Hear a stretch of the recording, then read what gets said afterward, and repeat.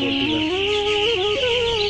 दोस्तों आज चिक्स का 7वां दिन, 7 दिन का हो गया, 7 डेज चिक्स।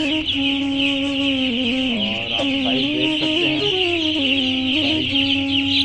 साइज बहुत अच्छा है, ग्रोथ जैसा होना चाहिए हिसाब से ग्रोथ ठीक है, ठीक आ रहा है। और अभी तक का ये 1800 नग मेरा 6 बैग प्री स्टार्टर खा चुका है। अभी 6 बैग 300 किलो।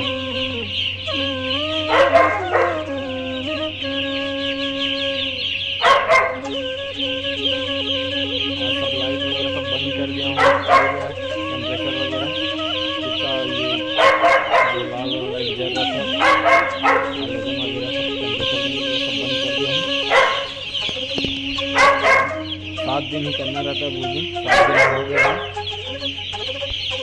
आप देख सकते हैं चिक्स मार्क्स इधर उधर बढ़ रहा है, कोई इकट्ठा नहीं है, इधर उधर।